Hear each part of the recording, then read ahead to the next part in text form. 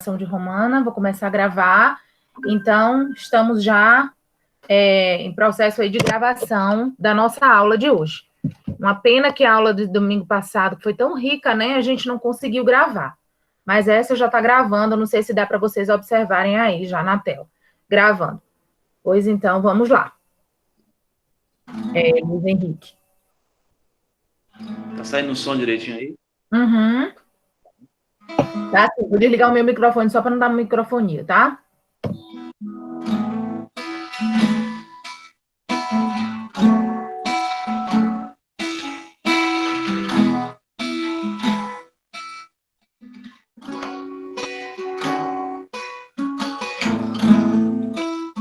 Faltam palavras para expressar o meu amor por ti, Senhor. Sobram experiências que expressam seu amor por mim, Senhor. Levaste o meu fardo, me perdoando.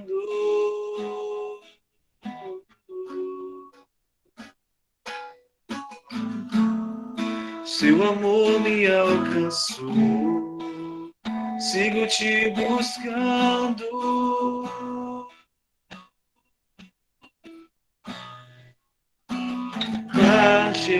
Majestoso, poderoso, Deus eterno, Pai bondoso, incomparável, maravilhoso, tu és.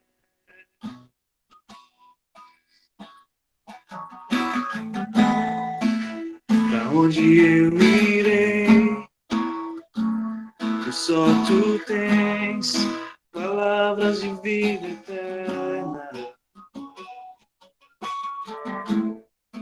Tu sondas meu coração e os teus olhos estão sobre toda a terra.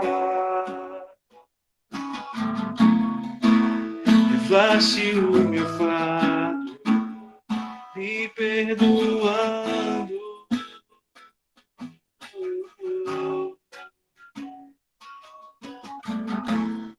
Seu amor me alcançou, sigo te buscando.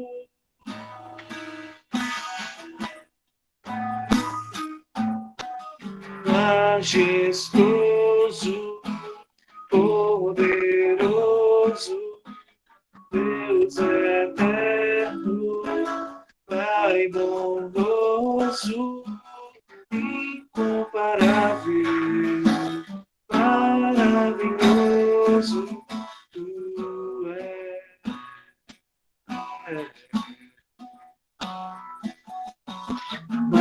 Majestoso, poderoso, Deus eterno, Pai bondoso, incomparável, maravilhoso, tu és.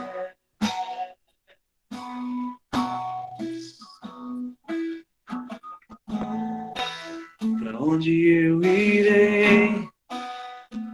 Pois só tu tens palavras de vida eterna.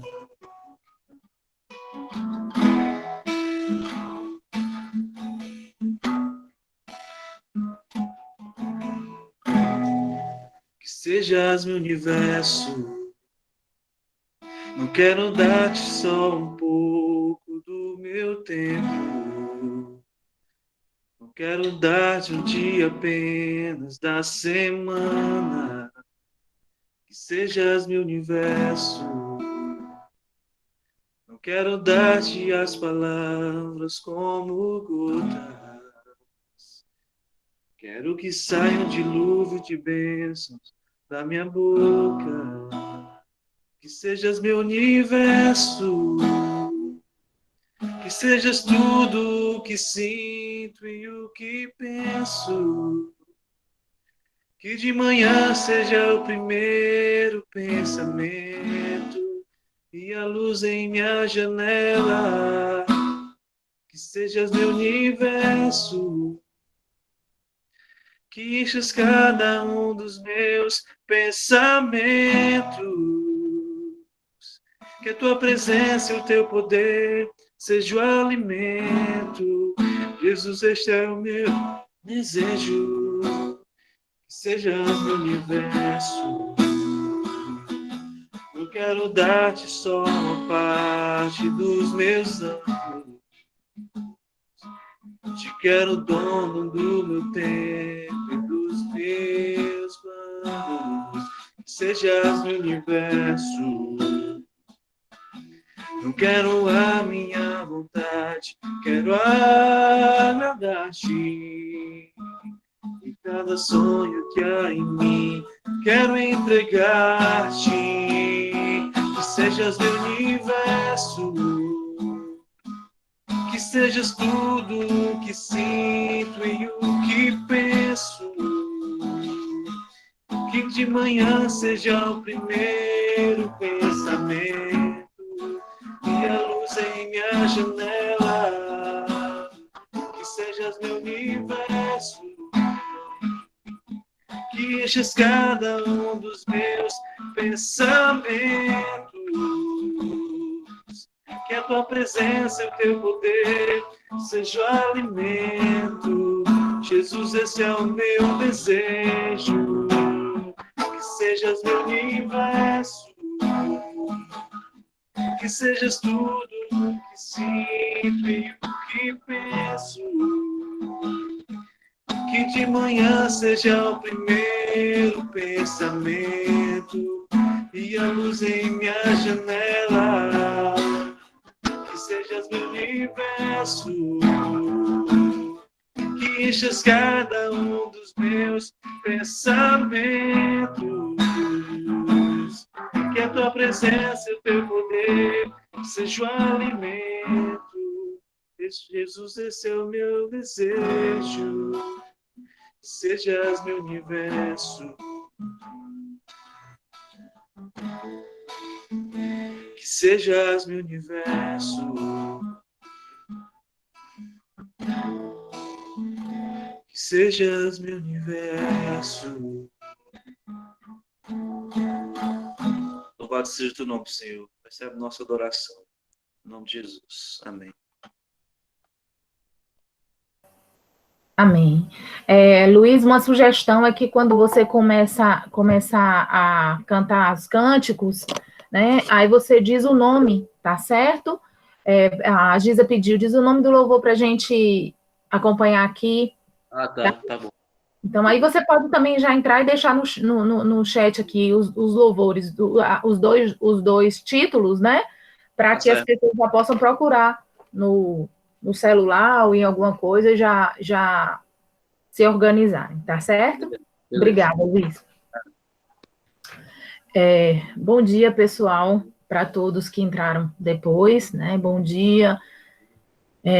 Fico muito feliz com vocês aqui. Hoje a gente tem quase 10 pessoas a menos, né? Mas faz parte, né?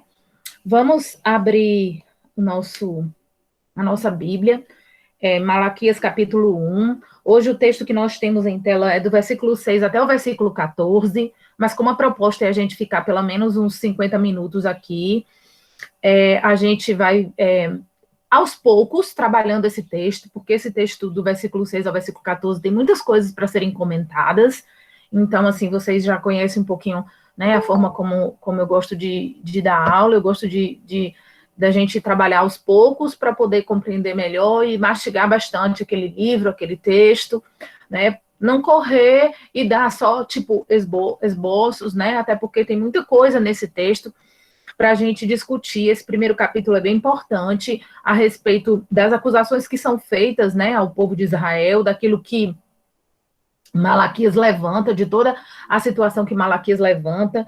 Então, eu acho que é importante a gente fazer de maneira mais focada nos versículos, né? Porque tem muita coisa importante para a gente ressaltar, principalmente agora nesse início aqui, onde o Senhor reprova os sacerdotes. A gente vai ver depois acerca dos animais e tudo, mas agora a gente vai trabalhar os versículos, apenas o versículo 6 e o versículo 7, tá certo? Nós vamos trabalhar versículos 6 e 7. Então, vamos lá. Em Malaquias, capítulo 1, versículos 6 e 7, esse momento agora, né, ele faz uma declaração aqui indiscutível, né, até o versículo 14, uma declaração forte mesmo, e o foco dele agora vai ser os sacerdotes, né, a liderança do povo. Então, vamos lá. O filho honra o pai e o servo ao seu senhor. Se eu sou pai, onde está a minha honra? Se eu sou senhor, onde está o respeito para comigo? Diz o Senhor dos Exércitos a vós outros, ó sacerdotes, que desprezais o meu nome. Vós dizeis, em que desprezamos o teu nome? Ofereceis sobre o meu altar pão imundo, e ainda perguntais, em que te havemos profanado? Nisto que pensais, a mesa do Senhor é desprezível. Texto forte, né? Malaquias começa trazendo duas imagens bem importantes aqui e que refletem, na realidade, o relacionamento do povo de Israel, essas duas imagens refletem o relacionamento de Israel, está agora refletindo o relacionamento de Israel com Deus, né? O relacionamento de Deus com o seu povo. Então, Deus era de fato o pai, né, de Israel, e era de fato o Senhor, né, isso de Israel, eles não poderiam negar. Mas o que estava acontecendo aqui nesse momento era que eles nem estavam honrando a Deus como pai, muito menos respeitando a Deus como seu Senhor. O que havia no culto, né, o que havia na presença, na adoração, estampada na adoração de Israel naquele momento, era um grande desprezo e uma grande desonra pela presença do Senhor, pela pessoa do Senhor. Né? E eles estavam infringindo o mandamento de Deus. Então, a primeira... Hernandes Dias Lopes diz que a primeira figura, que a primeira imagem envolve a afeição, né, que é a imagem do Pai, e a segunda envolve respeito, que é a imagem do Senhor. E nesse momento aqui, nada disso os sacerdotes eles estavam exercendo, né? Eles estavam agindo completamente ao contrário de quem se afeiçoa por alguém ou de quem respeita alguém. Então, desde o início, né, da escolha de Deus por Israel, Deus tratou Israel com amor, né, dando a Israel uma herança, dando a Israel uma proteção, dando a Israel revelação sobrenatural e dando a Israel também uma missão muito importante, né? A missão especial que Israel tinha de ser luz às nações, de ser o adorador de Deus. Então, assim, Israel era filho de Deus, mas aqui o texto de Malaquias deixa claro para nós, né? Quando a gente lê, na realidade, o livro de Malaquias, a gente observa com muita clareza a situação que Malaquias coloca, né? Que a voz de Deus vem através do profeta, mostrando que naquele momento ali, Israel tornou-se um filho ingrato, Israel tornou-se um filho rebelde. Né? E eu costumo dizer muito assim, a gente sempre aponta os erros de Israel, a gente sempre fala, né, de Israel e pensa, poxa, Israel via tanta coisa, né? Eram tantas revelações sobrenaturais de Deus, era tanto livramento, era tanta bênção que Deus operava no meio daquele povo, como é que aquele povo era desse jeito? Mas a gente se esquece que a gente tem reações e a gente tem passos muito parecidos ou iguais, ou às vezes até piores do que o povo de Israel.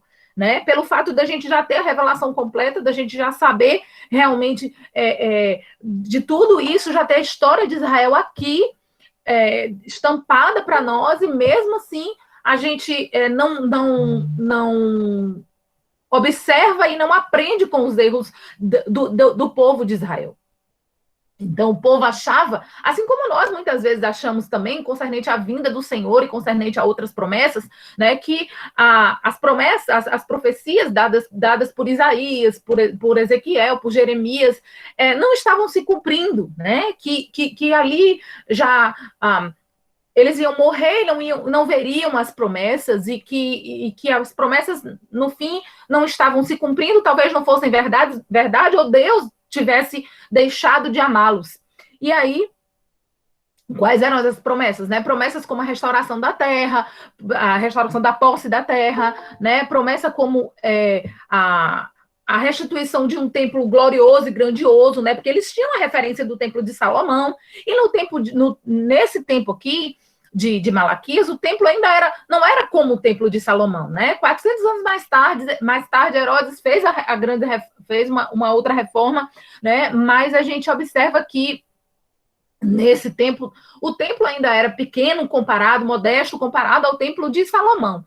Então, a gente observa que o povo, né, a gente observou nas aulas passadas, que o povo começou a se desmotivar, começou a se desanimar, e quando chega, pessoal, o desânimo, né, quando chega a falta de motivação no nosso coração, da gente obedecer a Deus, da gente seguir e da gente crer, da gente seguir com esperança, da gente seguir com fé. Quando isso começa a assolar o nosso coração, muitas outras coisas são prejudicadas na nossa vida. Quando a gente começa a colocar Deus em segundo plano, em terceiro plano, alguns tiram até Deus do plano, né? A gente vê que a coisa ela começa a desandar, porque quando a gente dissocia, ou a gente começa a minar, a deixar que a nossa vida espiritual ela fique esmaecida, né? Ela perca o sabor, ela perca a cor, ela perca o interesse. Então, aquilo ali vai se alastrando na nossa vida, e a fé, a esperança, né? a paciência, a credibilidade começa a deixar de fazer parte da nossa vida, e entra o quê? O que é que entra? Entra exatamente o que estava acontecendo aqui com o povo de Israel. Entra a ingratidão, né? Entra a morosidade, entra a falta a incredulidade, né? Entra a insensibilidade, que nesse momento aqui a gente vai notar isso muito presente na vida desses sacerdotes, né? Que era a liderança do povo. Então a gente observa que começam essas características começam a fazer parte da nossa vida espiritual, e aí o que acontece quando isso passa a fazer parte da nossa vida espiritual? O que acontece, hein, gente? O que acontece quando isso começa a fazer parte da nossa vida espiritual? O desânimo, a falta de esperança, a falta de vontade de ir para a igreja, a falta de vontade de cultuar, o louvor tá lá truando, não tá nem aí, né? Não tá nem sabendo o que está acontecendo. Não, mas é porque eu não gosto do louvor, então adore da sua maneira, né? Então se concentre na pessoa de Deus, né? Você não é obrigado a gostar de todas as músicas, nem gostar do estilo do louvor, mas você está no culto, e uma postura lhe é desejada. Né? Ele é exigida por Deus no momento do culto. E o Augusto Nicodemos fala muito sobre isso, né? Sobre a nossa postura no momento do culto. É bem importante o livro dele, O Culto. E eu comecei a ler e achei assim, impressionante como ele trata disso. E aí eu quero perguntar para vocês, o que é que acontece quando a nossa vida começa quando na nossa vida começa a desmoronar valores que a gente antes via como valores importantes, e hoje a gente não vê mais em relação ao culto, em relação à presença de Deus. O que acontece?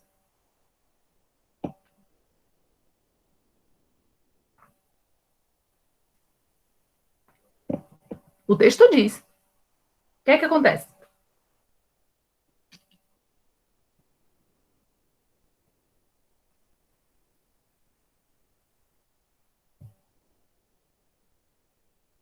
Pensei que meu microfone estava fechado. O que acontece, povo? A gente não honra, a gente despreza, a gente acaba sendo egoísta, né? Como não satisfaz o meu ego, meu prazer pessoal, eu não faço, eu não quero, né? Porque não estou sentindo nada, então Eu estava conversando até com minha mãe ontem, tem muitas coisas que a gente não tem vontade de fazer, até para a igreja, etc. Ah, porque não tem vontade, mas isso é a carne. Então você faz o quê? Você faz, obedece, você faz o que é certo, né? O que foi chamado para fazer, porque por amor ao Senhor, por obediência. E Deus abençoa isso. Não é você ir forçado, é porque você sabe que a melhor coisa é obedecer ao Senhor, independente das coisas, obedecer ao seu líder, obedecer, faz o que é certo, por amor. E não é aquele amor romântico, não é isso. É um amor de obediência. Ele sabe que é o melhor para mim. Eu não quero, minha carne não quer de jeito nenhum. Se eu pudesse, não estava aqui nenhum, mas eu vou por obediência e Deus abençoa. De repente, muitas situações que a gente passa, eu passo, que não vontade nenhuma para ir para a igreja, por uma situação específica da vida, e não, você vai lá e obedece e acaba louvando, e Deus abençoa, Deus refrigera a alma, e Deus fala com a gente, tá vendo? Se você não tivesse ido, você não estaria bem melhor como está agora. Então, assim, Deus fala para a gente, obedeça, por amor ao meu nome, não por ego, egoísmo, ou que o meu coração está sentindo. Aí, pô. Muito boa participação, Luiz. Realmente, a pergunta estava centrada nisso, né? O que acontece quando eu me desanimo, né? Quando eu começo a declinar, né? a permitir que haja decadência na minha expressão de serviço a Deus. E aí, o texto é claro, desonra e falta de respeito. Né? Desonra e falta de respeito. Né? A causa disso, né, alguns colocaram aqui, questão de cegueira espiritual, questão de a insensibilidade, mas eu estou perguntando agora qual é o resultado dessa minha postura. E o resultado, Deus é claro ao dizer, isso é desonra, não recebo das suas mãos essa oferta. Né? A gente observa que em alguns momentos, Deus vai dizer isso, eu não recebo essa oferta. Alguém está querendo falar? Alguém diz, Clébia? Beth, você também falou qual era o perigo disso, é a gente se tornar também maldição, não somente na nossa vida, mas principalmente quem anda conosco, porque nós somos exemplo. E Beth, quando nós andamos... chegar lá. A gente vai chegar lá. Tá certo. A gente vai chegar lá. A gente vai chegar lá. Eu queria primeiro trabalhar essa questão da consequência nesse aspecto em relação a Deus, né? Nesse aspecto em relação a Deus. E isso aí que você está falando é bem importante, mas vamos guardar para você falar um pouquinho mais à frente, né? Então, as coisas, voltando à questão aqui dos prováveis motivos, que não há motivo para isso, né? Mas das justificativas e talvez do que trouxe a falta de motivação, e que a gente precisa observar, e que a gente precisa estar atento, o que desmotivou esse povo? Né? Por que esse povo ia tão bem nos dias de Neemias, nos dias de Esdras, era aquele avivamento, o povo trabalhava e vinha as retaliações e eles não estavam nem aí, estavam trabalhando. Né? Na época de Neemias a gente vê um líder forte e o povo ali, depois no de Esdras, na leitura da Bíblia, da palavra de Deus, o povo... Né, chora, o povo se quebranta, o povo se anima, né, e aquele reencontro maravilhoso com todas as suas práticas e com tudo aquilo que eles sempre foram ensinados. As coisas iam acontecendo, o tempo ia passando, as promessas não chegavam e esse povo começou a desanimar na sua devoção a Deus. E o que foi que aconteceu? Esse povo perdeu o zelo, esse povo perdeu completamente a motivação, né, da época da volta do cativeiro. E pouco a pouco eles começaram a fazer o quê? Aquilo que a gente faz e que a gente está muito acostumado a fazer. Eles começaram a cuidar das suas coisas pessoais, né? Quem aqui ninguém aqui está dizendo que é para deixar de cuidar dos seus negócios, dos seus estudos, né, da sua vida. Ninguém aqui está dizendo isso. Mas a gente sabe que, biblicamente, a gente precisa entender que Deus o trabalho, a obra de Deus deve ter lugar na nossa vida. E tem lugar específico na nossa vida. Né? Mas o que acontece? A falta de motivação, a falta de expectativa, a falta de esperança, a desonra, né? A falta de honra, a falta de respeito, o desprezo, né? Como alguém botou aqui, desprezando a Deus, chega na nossa vida, a gente nem olha, nem sente muitas vezes, e o que acontece? A gente começa a dar prioridade àquilo que é só nosso. Né? Que é só nosso. Porque passa a ser só nosso. Interessante é que as suas coisas, Deus se interessa por elas. Os meus projetos, Deus se interessa por eles. Mas eu começo a achar que aquilo é só meu. E aí eu vou cuidar das minhas coisas e o culto a Deus vai ficando em segundo plano, né? Vai ficando em segundo plano. O interessante é que a gente arruma tanta desculpa para domingo não ir para a EBD ou para domingo não ir para o culto. Não, porque eu recebi gente em casa. Não porque eu estava estudando. Não porque eu estou fazendo isso. Não porque eu estou fazendo aquilo. Então, tudo isso é mais importante do que Deus. Não porque o meu culto é em casa. Né? Não porque eu estou cultuando a Deus em casa. Mas a ordem bíblica não é essa só. A sua vida de devoção em casa é uma coisa, a sua vida de relacionamento com Deus é uma coisa, e o culto, ele é reflexo do seu relacionamento com Deus e da sua vida devocional com Deus, porque o culto, ele é também, né, junto com a Assembleia dos Santos. E a gente precisa atentar para isso, igreja. A gente precisa atentar para isso. Vocês nunca foram ensinados, desde que vocês chegaram na igreja, que estar no culto não é importante. Vocês nunca foram ensinados, nós, né? Nós, vocês não, nós. Nós nunca fomos ensinados, desde quando começamos a ir para a igreja pequenininhos, né? Alguns aqui de nós, né? Alguns que estão aqui, que ir para o culto não é importante, é segundo plano, né? É segundo plano, é terceiro plano, é quarto plano, no fim não é nem plano. A gente nunca foi ensinado a isso. Mas agora a gente volta os olhos um pouco aqui para o sacerdócio. Tá? Beth falou da questão do exemplo. Aqui o sacerdócio, né, os sacerdotes eram os líderes espirituais, né? Que estavam, os sacerdotes, os levitas eram os líderes espirituais. A gente sabe que a palavra é direcionada a eles aqui nesse momento agora.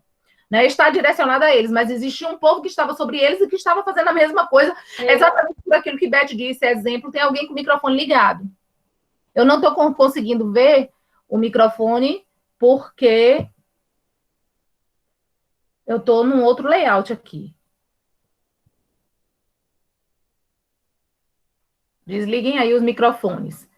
Então, agora, a palavra de Malaquias é um sacerdócio, é direcionada a um sacerdócio corrompido, né? Um sacerdócio decadente. E eles estavam seguindo os passos de quem? Exatamente, né? A gente falou terça-feira passada na Preciosa sobre Nadab e Abiú, né? Que ofereceram fogo estranho, foram irreverentes a Deus, né? Foram irreverentes em relação ao que Deus havia ordenado em sua palavra. E a gente sabe também que existiram os filhos de Eli também, né? Hofni e Finéias, que também foram outros que foram que eles tinham o exemplo destes homens, né? Exemplos de pessoas que erraram na presença de Deus, que fizeram, tinha como fazer, existia lei para eles obedecerem daquela forma, e eles, né, não estavam, não fizeram da maneira que deveriam fazer, porque não levaram em conta o respeito, o temor, a reverência, né, a Deus, zelo pelas coisas de Deus. E aí a gente observa que como é que os sacerdotes, eles começam a agir e a reagir, né? Eles começam a agir como se fossem administradores, né, do ritual. E o coração estava completamente longe de Deus. E eles começaram a fazer tudo mecanicamente, eu já sei como é que faz, né? Então, aquele membro, muitas vezes, do grupo louvor, eu já sei como é que faz, vai lá, faz, puf, paf, paf, dei a satisfação à minha liderança, dei a satisfação ao pastor da igreja, dei satisfação a toda a igreja, que ia perguntar porque eu não estou no louvor, ou que eu preciso porque eu estou escalado, e vai lá e faz aquela coisa encaixadinha, quadradinha, e pronto. Mas a sua vida não reflete a mesma coisa o pastor, a mesma coisa o professor da escola dominical, e a vida, muitas vezes, a nossa vida, muitas vezes, não está refletindo, né? Também está ali dentro daquela caixinha, né? Dentro daquele molde, sem ser luz, sem dar exemplo, sem ser referência, sem ser espelho.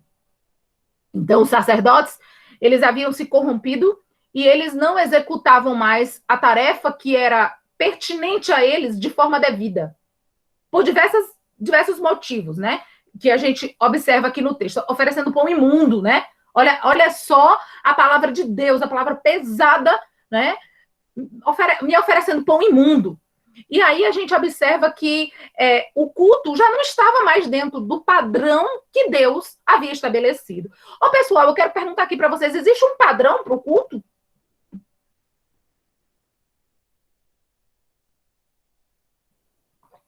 Doutor João?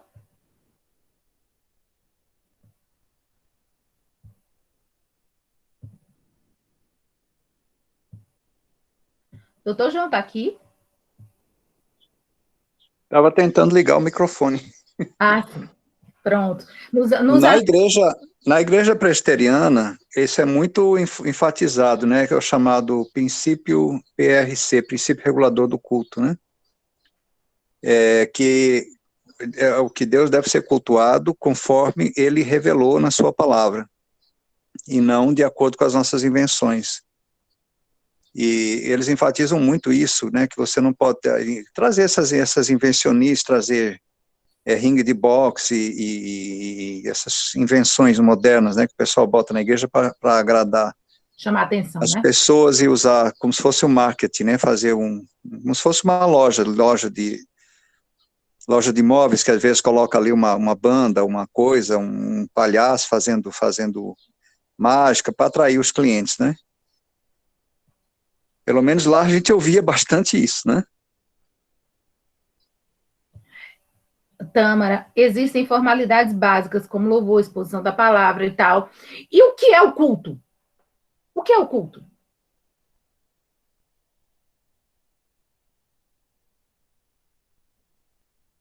O que é o culto? O culto deve ser a expressão pública daquilo que a igreja crê. É ou não é, pessoal? O culto é uma exposição pública daquilo que nós cremos. Daquilo que nós cremos. E nós precisamos ter cuidado com isso.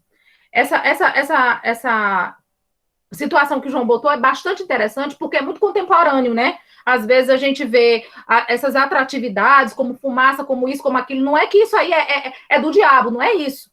É que muitas vezes a gente acaba desnorteando e trazendo um foco diferente para o culto, né?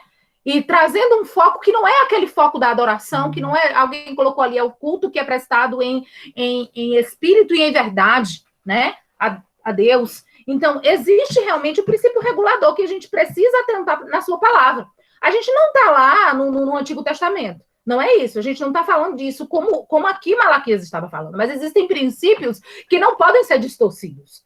Existem princípios que não podem ser desvalorizados, que não podem ser deixados de lado em prol da nossa contemporaneidade. Não podem, né? E nós precisamos entender isso. Sabe o que estava acontecendo aqui? O povo estava prestando um culto a Deus, né? Demonstrando uma atitude de tédio, demonstrando uma atitude de desprezo, né? Olha só, ofereceis o meu altar, no meu altar pão imundo, e ainda perguntais em que te havemos profanado, nisto que pensais, a mesa do Senhor é desprezível. Ou seja, quando a gente deixa de fazer aquilo que é para ser feito no culto, a gente despreza a mesa do Senhor. A gente despreza o Senhor. O que é para ser feito no culto? Qual é o tipo de reverência? Qual é o tipo de postura que a gente deve ter? Né? A gente não está aqui mexendo com tradicionalismo. Não é isso que a gente está falando. A gente precisa ter cuidado, porque não é isso que a gente está falando.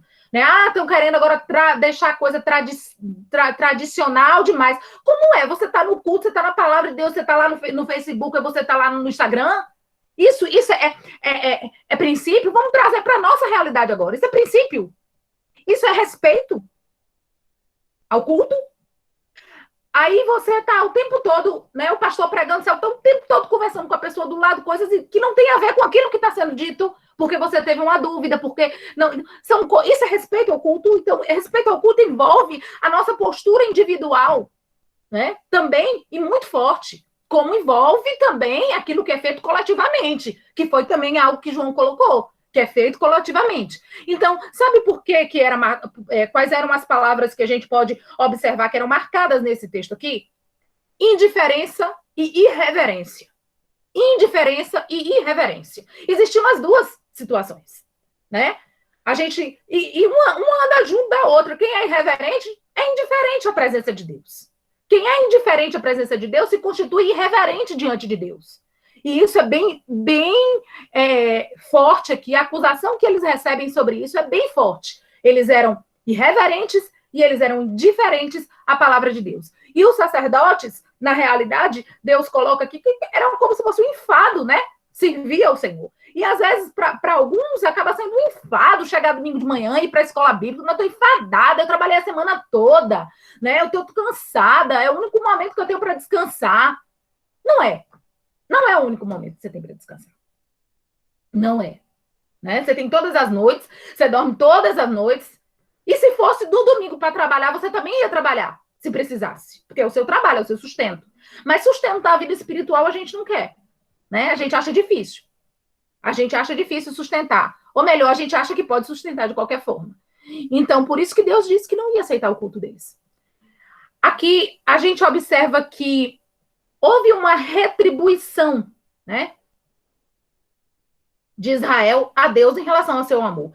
Será que nós temos pensado como é que a gente tem retribuído a Deus o amor que ele tem nos dado? Sim, porque a gente precisa ter reações e uma relação de gratidão a Deus, mas o culto, ele não foge disso. O culto, ele é consequência disso. Ele brota disso. E se o culto não brota disso, onde é que está, então, essa reverência, essa adoração, né, esse zelo pelas coisas do Senhor? Deus tratou Israel como filho, mas Israel não honrou a Deus como pai.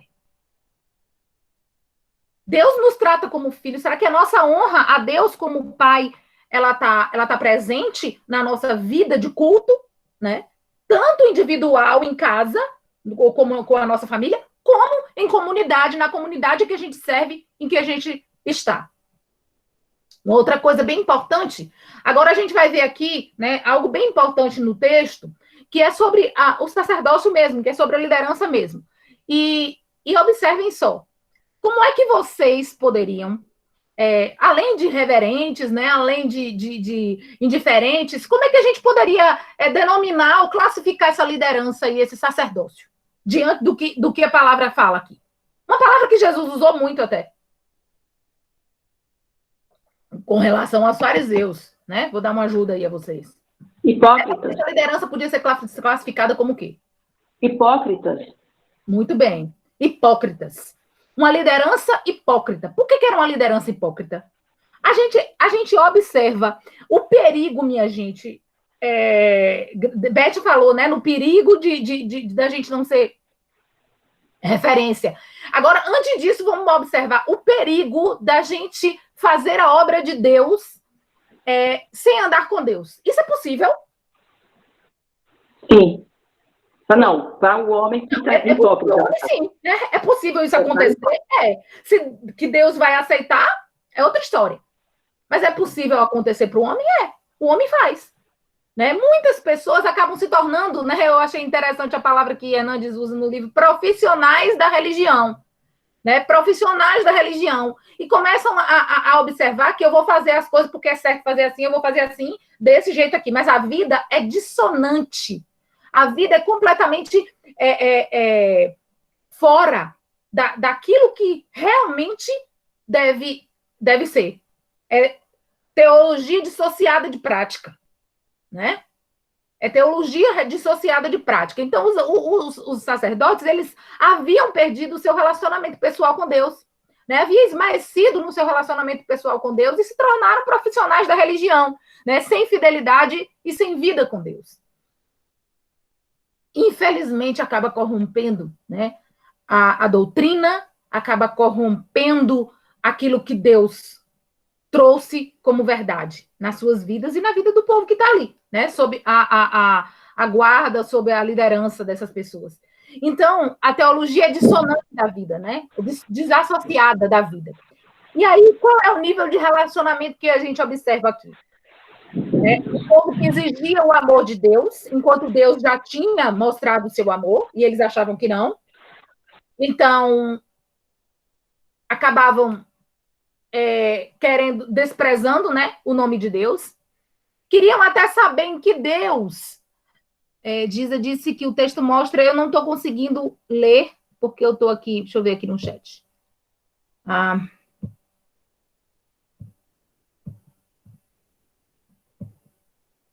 O texto mostra que a liderança não entendia que estava diante de Deus, achavam o contrário, tanto que questionavam a Deus. Exato. Então, uma cegueira muito grande, né?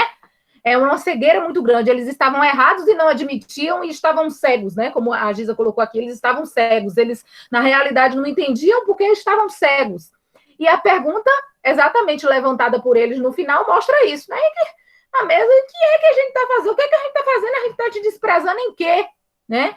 Gente, o desvio da palavra de Deus resulta em desvio de caráter, resulta em desvio moral, em desvio comportamental. É importante a gente entender isso. Se a gente está desviado da palavra de Deus, se o foco deixou de ser a palavra, vida relaxada é o resultado. Vida completamente relaxada é o resultado. Agora nós vamos para o segundo, né, perigo, a segunda situação aqui que a gente observa aqui, que foi uma situação que Beth começou falando aí. Vocês sabem o que é um guarda-chuva furado? Alguém aí, por favor, pode me dizer quais são as características e quais são os resultados e os benefícios e os malefícios de um guarda-chuva furado, se existe benefício, né? Não tem benefício nenhum. Bora, participem. Estou numa sala com 29 pessoas e aí nós podemos falar, não só no chat, mas podemos abrir o microfone e falar. Então, era uma liderança hipócrita e uma liderança guarda-chuva furado. Guarda-chuva furado. Sem efeito nenhum, né, na vida cristã, na verdade. É Beth? Eu. Eu quem? Que eu não estou vendo aqui. Beth, né? Ah, sim. Beth, um guarda-chuva furado, ele não traz efeito nenhum? não tem benefício nenhum. Benefício não, mas qual é o resultado de um guarda-chuva furado? Desastroso. Se você estiver no sol, você se queima. Se você estiver na chuva, você se molha. Muito bem. Então, o que foi que você começou falando sobre o exemplo? Que uma liderança ela pode ser bênção e ela pode ser maldição para o povo. Exatamente. Por que maldição? É maldição hereditária, essas coisas aí? Não é disso que a gente está falando. Maldição porque quando ele conduz um povo que está ali, faminto e sedento por Deus, e ele se torna um líder hipócrita, ele também está reproduzindo a hipocrisia, ele também está reproduzindo o pecado, ele também está reproduzindo a vida vazia, também ele está reproduzindo líderes que são omissos aos pecados dos outros. São esse tipo de coisa. Até a Milena disse, né? Sem proteção, né? Não traz proteção. Sem temor a Deus. Exatamente. Então, a liderança, pessoal, uma liderança, ela jamais é neutra. A gente está falando dos líderes do sacerdócio aqui, né? Os líderes espirituais, mas a gente observa que os pais também são líderes espirituais em casa, né? Os pais também são líderes espirituais. Nós influenciamos vidas, nós influenciamos pessoas, os líderes de ministério. A gente está falando de toda uma liderança da igreja, está falando especificamente agora do pastor. Mas, embora aqui a gente sabe que o sacerdote, o levita, né? Eles eram quem conduziam as pessoas. O líder é para isso, é para conduzir as pessoas. Então, essa condução, ela nunca é neutra, né? Existem alguns teóricos da educação que dizem assim, o educar nunca é neutro, né? O educar é um ato político, ele vai se posicionar. Então, a gente vai se posicionar. A educação, a nossa vida cristã, ela nunca pode ser neutra, ela não é neutra, ela não deve ser neutra, tá? Então, o sacerdócio, a liderança, ela não é neutra, ela vai caminhar de um lado ou de outro, ela vai caminhar para ser bênção ou vai caminhar para ser um espelho, né, quebrado, sujo, tomado por ferrugem, né? Embaçado. Então, a gente observa aqui que a liderança ela pode ser um exemplo positivo, como ela pode ser um exemplo negativo. E aí, o povo segue muitos passos da liderança. Isso é importante a gente entender.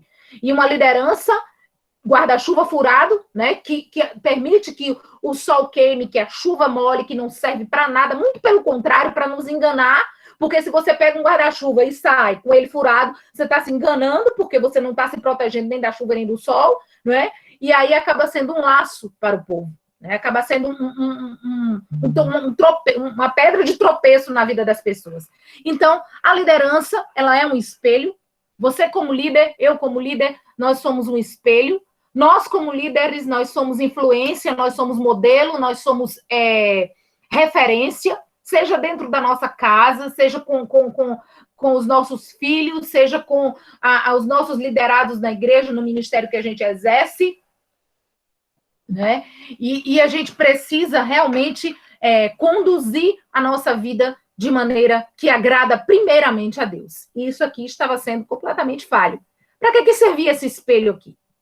O espelho, se ele não fosse, né, não tivesse limpo, se ele não tivesse completamente plano, né, se ele não tivesse completamente iluminado, a gente não consegue se ver.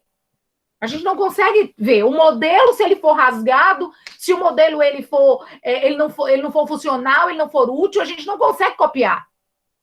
Né? Não cumpre o seu propósito. Né? Não cumpre. Então, a liderança, o sacerdócio, tinha um propósito de condução ao povo. Gente, eu quero perguntar agora para vocês o que é que mais interessa a Deus, o que é que mais interessa a Deus numa liderança? Vamos lá, vamos falando agora. O que é que interessa mais a Deus numa liderança?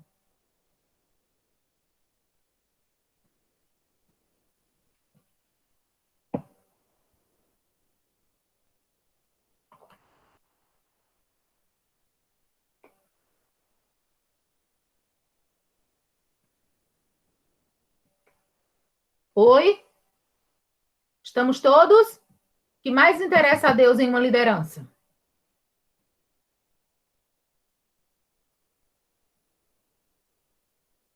O exemplo, a honra, né? Tem gente falando aqui o exemplo, a honra. Vamos lá. O que mais interessa a Deus?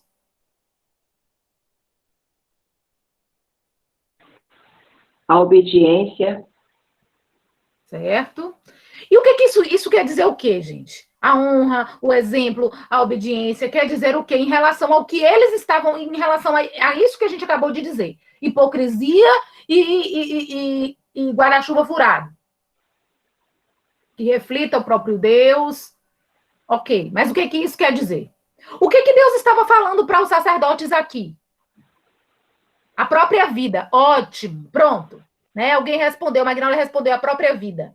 A vida interessa mais do que o trabalho. A sua vida interessa mais a Deus do que o que você faz na igreja. A minha vida interessa mais a Deus do que o que eu faço na igreja. Então, assim, a piedade, a santidade é mais importante do que a atividade. Eu posso exercer um trabalho com muito zelo e compromisso com o trabalho. Não posso? Posso ou não posso? Posso. E ter uma vida completamente dissonante da de Deus. Naquele livro, eu acho que a gente já guardou, não está mais aqui, mas aquele livro, As 7 Leis do Aprendizado, ele nos traz uma ilustração, eu me recordei agora, um insight bem interessante, que ele diz assim, que a vida de quem prega, a vida de quem ensina, né, ela deve estar em primeiro lugar para Deus do que o que ela ensina, do que o que ela prega, né? Porque o que ela prega, o que ela ensina, procede da vida que ela tem com Deus. E aí, certo pastor, numa igreja norte-americana, que é a história para ilustrar o que ele fala, né, de exemplo, do que, porque na lei de ensino pelo exemplo, né, de ensinar sendo modelo, como ele conta aí. Para você ver como o povo tem a cara do líder. Ele diz assim, eles dizem que a história foi assim, o pastor, ele adulterou, né, largou a mulher por causa de outra mulher.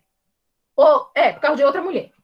E aí, então, muita gente ficou sabendo daquilo e tal, e ele disse que quando, o autor do livro, que quando ele chegou na igreja, nessa determinada igreja, aí ele olhou e estava lá o mesmo pastor pregando, né? E aí ele disse assim, olha, o pastor se reconciliou com a esposa, a igreja perdoou, né? Que interessante e tal. Glória a Deus que ele voltou para a esposa, que ele desistiu dessa loucura e tal. Aí chegou para um membro e falou assim, que bom, pastor, tá bem, né? Ele voltou para a mulher. Aí o membro olhou assim para ele e disse, não. Aí ele, não. É porque, assim, ele prega muito bem. A palavra dele é muito boa. A gente não podia ficar sem a palavra desse homem. A palavra desse homem é muito boa. Alimenta muito a gente. E aí a gente trouxe outro pastor que a palavra não era tão boa e assim, era meio fraca. E aí a gente resolveu deixar ele aí, chamar ele de volta. Dá para vocês? Vida com Deus é muito mais importante do que o desempenho. Clébia. Oi. É Tâmara. É porque Deus quer a obediência, não sacrifício, não é isso? Exatamente. Exatamente. E eu acho que você ter uma boa oratória, muitas pessoas têm. Muitas pessoas podem ter uma boa oratória. Isso é até dom. E aí a gente observa, a vida é dissonante disso? O caráter é dissonante disso? Porque se for, a piedade é mais importante para Deus, a santidade é mais importante para Deus do que a atividade. A vida com Deus é mais importante do que o desempenho. A gente precisa entender isso. A gente precisa compreender isso. De nada adianta eu ser zeloso com o meu instrumento, eu ser zeloso com os ensaios, mas eu ser completamente contrário aos princípios de Deus na minha casa, com o meu relacionamento com Ele, com o meu relacionamento com as pessoas na rua, né, com o meu relacionamento com o dinheiro, com as finanças, né? Sou extremamente desorganizado, não pago as pessoas, vivo em débito, sou uma pessoa que não cumpre com não cumpre com as obrigações, mas o meu instrumento, mas o meu horário de chegar na igreja e de sair da igreja. Isso tudo é importante, o seu zelo com o seu instrumento, o seu zelo com o horário mas isso deve ser fruto do seu caráter. Então, aqui, a Milena disse, Deus se importa com a minha essência espiritual, que reflete no meu dia a dia. Muito bem, né? Então, nós devemos estar atentos a algumas coisas, para a gente finalizar, tá certo? Primeiro, oi. Luiz, só para lembrar do texto que Jesus ilustra, que era um fariseu que no templo estava orando e falava, se orgulhava porque dava o dízimo, porque fazia caridade, que era perfeito, e não era igual a esse cara que estava ao lado. E o publicano falava, Senhor, ser propício a mim, pecador. E Jesus diz que a oração do publicano foi ouvida e não do fariseu. Que ilustra bem o que está falando. O líder, o fariseu, uma pessoa que não reconhece a sua pequenez, não reconhece que depende do Espírito Santo, depende do Senhor, enquanto o publicano, mostrando como é que o líder tem que ser, o líder tem que se comportar. Depende do Senhor. Verdade. Muito bom, Luiz. Muito bom. Então, primeiro a gente precisa avaliar a questão da prática do mal sem perceber. Davi disse ao Senhor, Senhor, absolve-me das faltas que me são ocultas, porque ele sabia que existiam coisas que muitas vezes ele fazia e que ele não estava enxergando como tal. Esquadrinha o meu coração, vai lá, quadrinho por quadrinho, me mostra aqui onde é que eu estou errando. Né? O pecado traz muito essa característica da cauterização, né? Esse resultado da cauterização da mente. O apóstolo Paulo fala sobre isso. A gente precisa ter cuidado com essa questão da insensibilidade. Né? E muitas vezes a gente não está respeitando a Deus como Pai, não está respeitando a Deus como Senhor, mas também não está nem, né? Está profanando a mesa, mas também não está nem aí, não está achando como esse fariseu aí que o Luiz exemplificou do texto, né? Que está achando que está tudo bem. Esse é um grande perigo. E a gente precisa orar em relação a isso para o Senhor nos mostrar todos os dias. Senhor, me mostra isso. Eu não preciso, eu não quero caminhar assim. E para isso a gente precisa ter um coração sensível, ter um coração ensinável, né? Que muitas vezes a gente não tem. Quando a gente recebe uma repreensão, a gente leva logo para o lado, né? De mágoa, de indiferença, não quer ser corrigido, não quer ser repreendido. Às vezes a gente vai falar com alguma pessoa, a gente vai orando para que a coisa, né, não desande, para que aquela pessoa ali não perca as estribeiras. E não devia ser assim no nosso meio, né?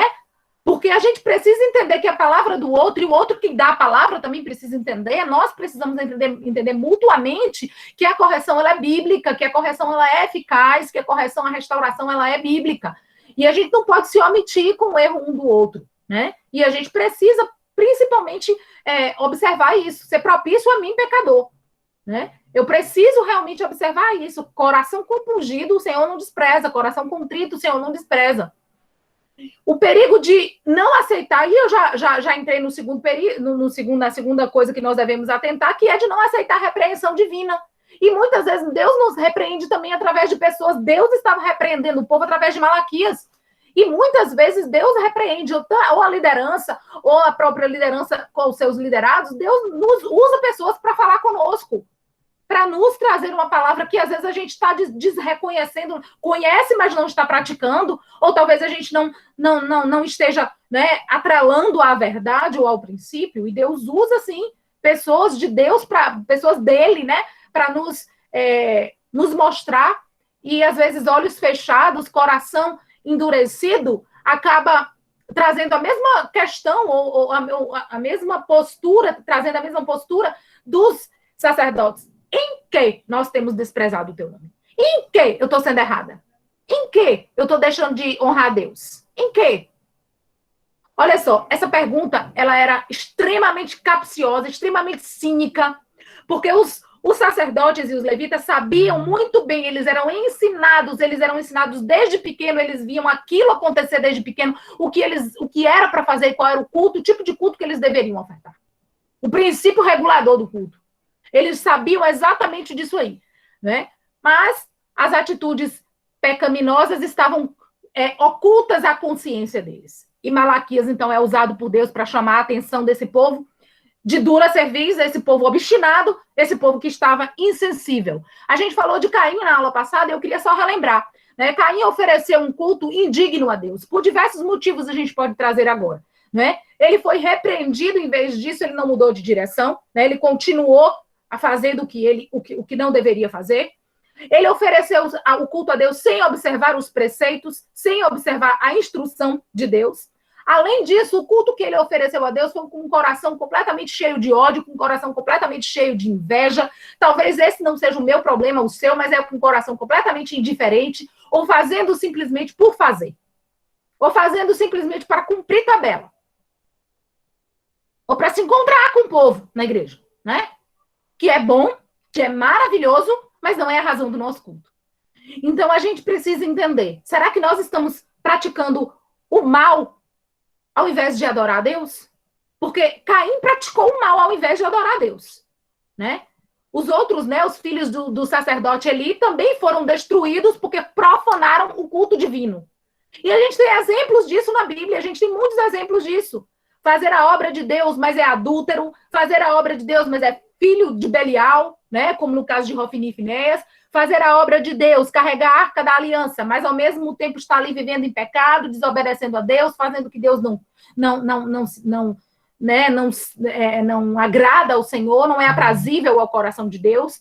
Então, o que acontece? Qual é o resultado? Reprovação. Deus disse aqui, a palavra, não aceita esse culto. Reprovação. Então, essa liderança estava sendo uma tragédia para o povo.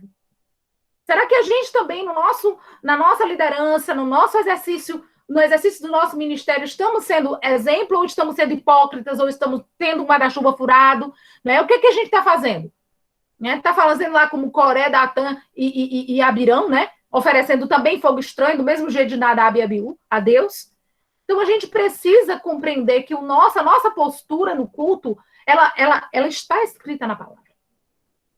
Né? Ela está escrita, culto não é show, culto não é entretenimento, né? Culto é adoração, culto não é ponto de encontro, culto não é show, culto não é entretenimento, culto não é para chamar a atenção do povo, culto é para adorar a Deus. A gente, às vezes, se embola com essas coisas, né? Se atrapalha com essas coisas. Deus estabeleceu princípios para o culto. Adorá-lo em primeiro lugar. Essa é a função primeira, a função mais importante da igreja, é a adoração, é a expressão pública do que a igreja acredita, e é um assunto sério. Em que você acredita? Como é que você expressa publicamente isso? Além do seu comportamento diário, né, em conjunto, né, uma parte, no caso do culto, é a parte mais importante. O Augusto Nicodemos diz: o culto é a parte mais importante daquilo que nós fazemos a Deus como igreja. É mais importante do que missões, Cléber? É mais importante do que missões. Por que é mais importante do que? Porque Deus vem em primeiro lugar, depois vem a obra de Deus. Não adianta eu fazer a obra se eu não cultuo. Não adianta eu ir para missões se o meu relacionamento com Deus é estragado, se o meu relacionamento com Deus é falho, né? Se eu estou oferecendo pão imundo, não adianta. Então, em primeiro lugar é a adoração, depois vem a missão, depois vem tudo isso, né? A perspectiva errada do culto estava presente na época de Malaquias. A perspectiva errada do culto estava presente nessa época aqui.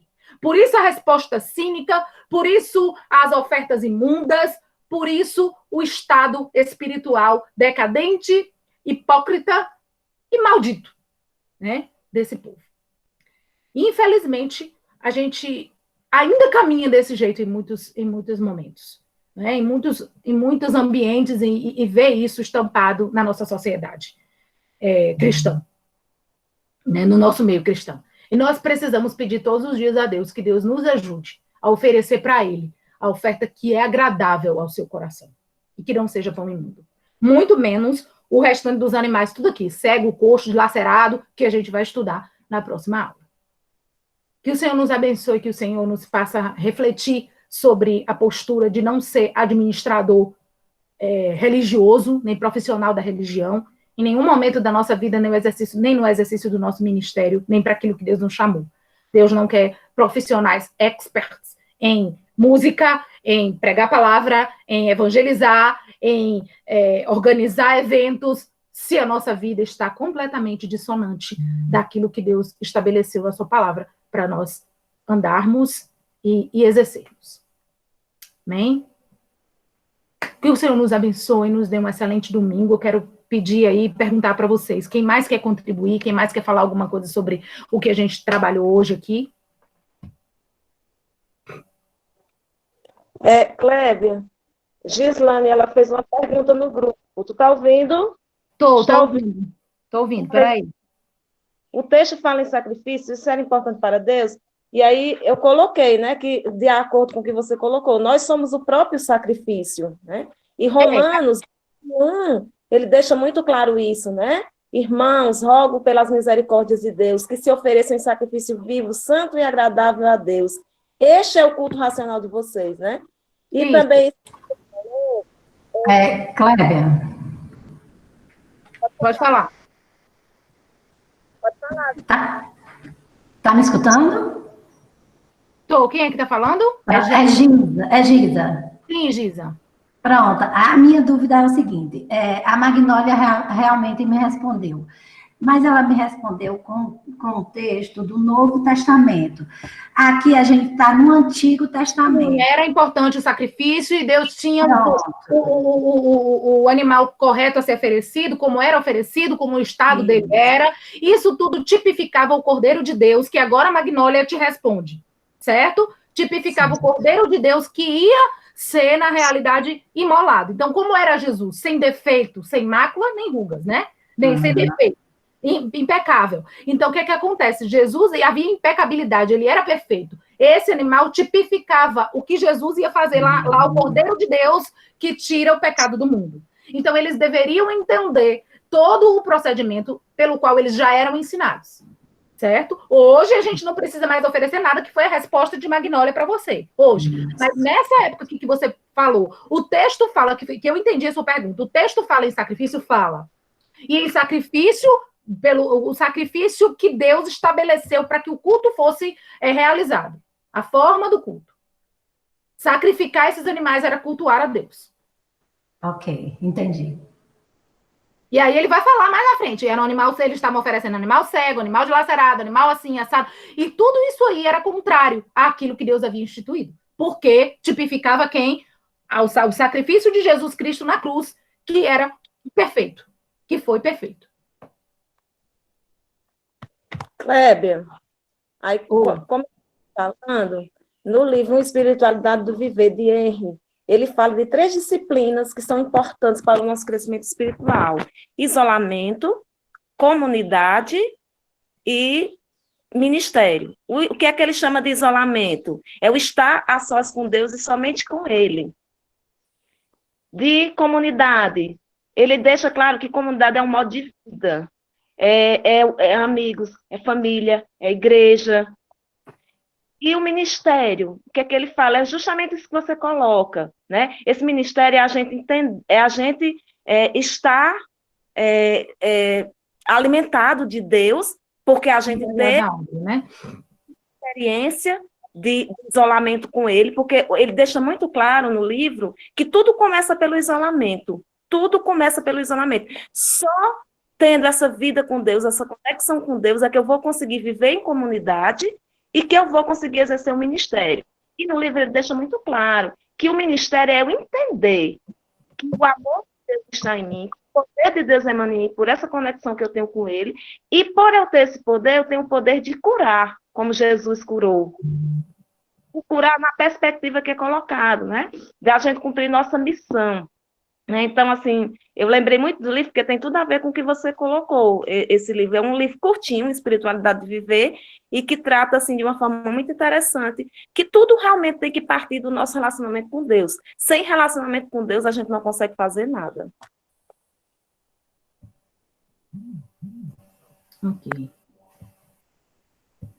Mais alguém?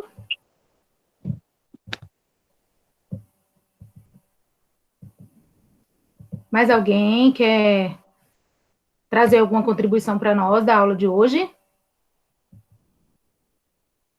Bom, então, hoje muita gente está aqui, ficou caladinho, Samuel, Cléo, né? Um monte de gente não falou, um monte de gente aqui que geralmente fala, não falou hoje. Vamos preparando os discursos para as próximas aulas, viu, pessoal? Vamos lá. Vamos orar, então? Agradecer a Deus por este tempo aqui. E agradecer ao Senhor por este dia. Samuel Eduardo, você está aí? Queria que você orasse, querido. Pode ser?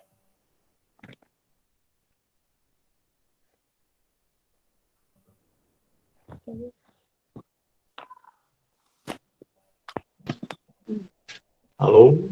Oi, estamos ouvindo. Estamos ouvindo. Pai querido, Senhor Deus nosso, te damos graças, Senhor. Te louvamos, Senhor, nesse momento em que tu reúne a tua igreja desse modo não convencional, mas mantém-nos, Senhor, conectados, Senhor, em espírito, mantém-nos, Senhor, ligados em espírito.